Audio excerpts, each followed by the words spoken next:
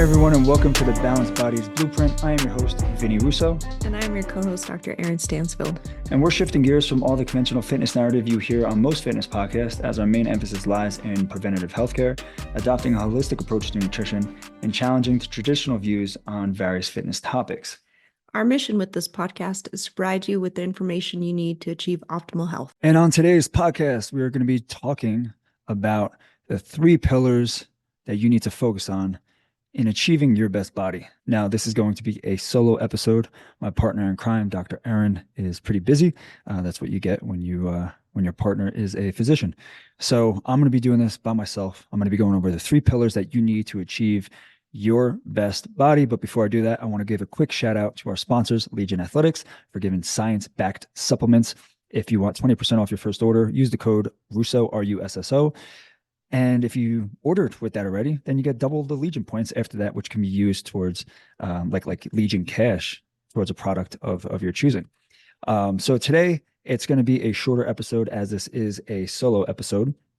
And like I said, we're going to be talking about 3 pillars that you need to really, really focus on in order to achieve your best physique. Now, the first pillar, and probably the most important pillar, is going to be nutrition. This is my area of expertise, and I could tell you from all the years that I've coached that nutrition plays the biggest role in transforming a body, whether you want to gain or lose. So when you think about nutrition, you want to be able to fuel that transformation. Now, when people think about like the term dieting, they basically associate that with deprivation and restriction. But you need to change that narrative and actually see that this form of nutritional protocols should be to nourish the body.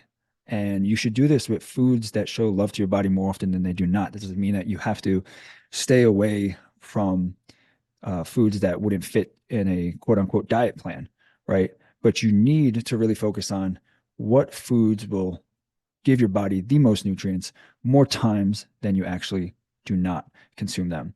When we're thinking about nutrition, the main thing that you really want to focus on is going to be overall calories. That's going to be the foundation. And whoever says different doesn't know what they're talking about, and you should not listen to them when it comes to dieting.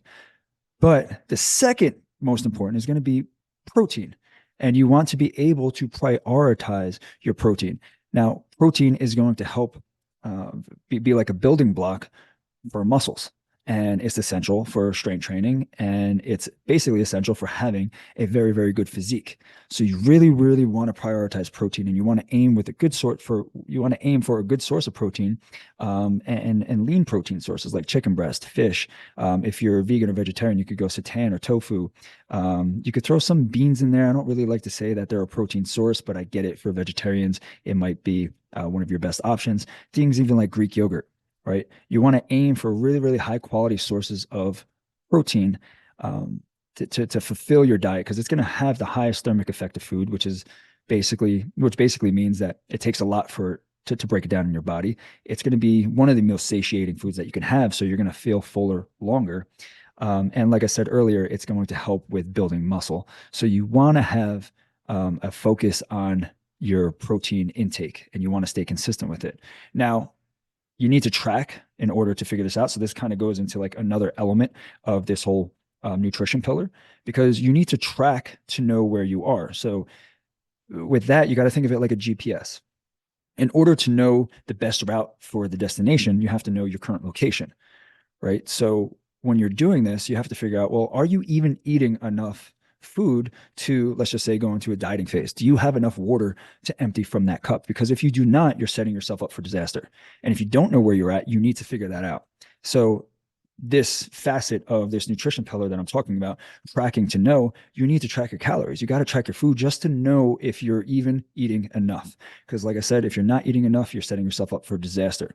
So track in order to know where your calories are, because that's going to be the foundation. Then if you want to gain, you'll go into a surplus, meaning add calories. And if you want to lose, you'll go into a deficit, meaning subtract calories. Okay. Then it's prioritizing that protein, making sure that your protein is consistent on a daily basis, coming from high quality protein sources. Right. And then the last element of this whole nutrition pillar is to really focus on foods that show love to your body more often than foods that do not.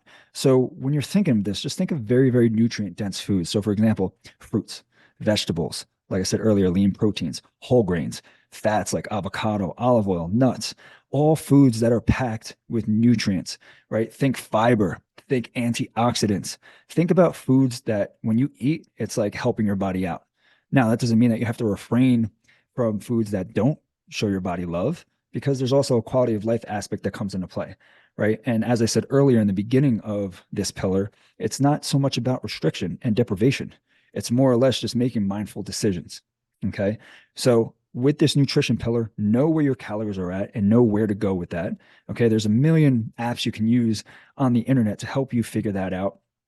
And at least give you a ballpark idea. It might not be perfect, but at least it's a ballpark, and it would be better than you not tracking at all.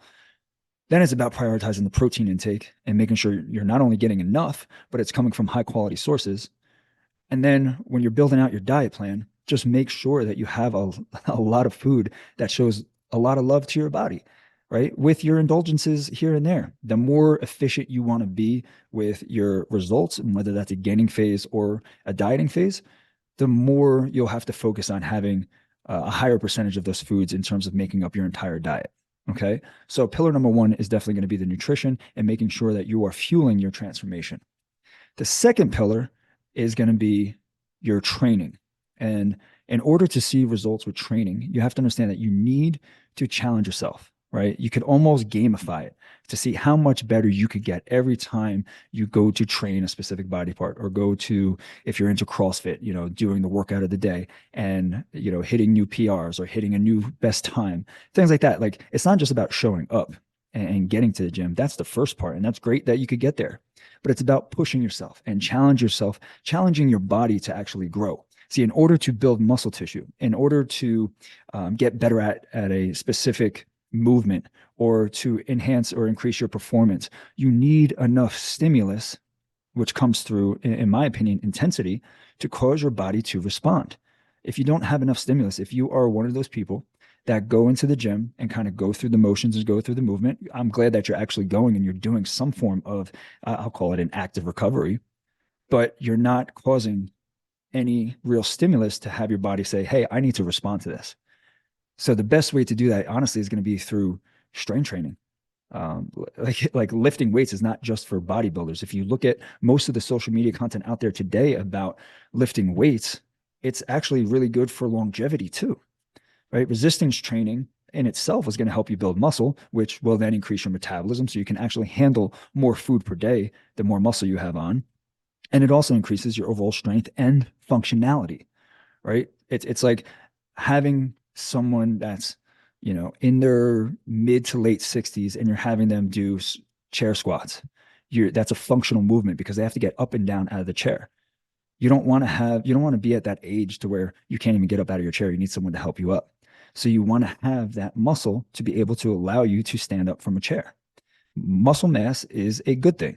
And ladies, I know you're probably like, oh, well, I don't want man arms. Some men don't even have man arms. So don't even worry about that. And these men train hard too. It's going in there with the mindset that you need to have enough intensity to try to get your body to build muscle. Okay. Muscle is a good thing. It is not a bad thing. Within this pillar of training, we also need to understand that you need to listen to your body. So you have to be aware really of how you're feeling. Listen to what it says. It's not always no days off, bro. It's not, let me get to the gym 6 times a week. And if 6 times a week. And if I don't go, then there's something wrong with me, or I'm pussing out, or whatever it is. Listen to your body. Take the time to rest and recover, because that is where your body will build. You do the work to break down your muscle in the gym. You allow it time to recover. You allow it time to rest and build through that recovery. Now, I would like to say that rest and recovery are probably just a little bit more important than the workout itself. You're going to be in the gym for 45 minutes to an hour working out, and then your rest and recovery is the time after that. And you have to allow it to heal. Think of it like a cut on your hand. If you have a cut on the palm of your hand and it's on your dominant hand, and you use that hand every day with what you do for work or whatever, it's going to take a very long time for it to heal, right? But if you let it rest and you don't use it, it's going to take a lot quicker for it to actually recover and for you to use it again. And that's the same thing with training and breaking down muscle tissue and allowing it to recover. So the main thing here with this pillar in training is, number one, you should incorporate some form of resistance training. Even if that's for you older individuals, if that's walking uphill, you're moving your body weight up a slope. That to me would be resistance training. So even if it's just that, just keep doing it, right? So have some form of resistance training in your daily routine or in your weekly routine. Make sure that you're listening to your body. If you're sick, relax. If you're injured, take some time off. It's not about the no days off, bro, or like I'll sleep when I'm dead. That's the dumbest shit I've ever heard in my life. You need to sleep to recover, to be able to grow, right? And then the last thing is whatever you do, do it with intensity, because that intensity is going to build the stimulus that is going to cause your body to respond. And that's why you're doing it in the first place. You're not going in there to walk through and go through motions. You're going in there to get some type of benefit. Yeah, you get some cardiovascular benefit from getting your heart rate up a little bit, but you're going to the gym to move weights around in order to get stronger. And you get stronger by having enough stimulus to allow your body to say, shit, I need to get stronger. Okay. So that was the second pillar. So we have pillar number one being the nutrition, which to me is the most important.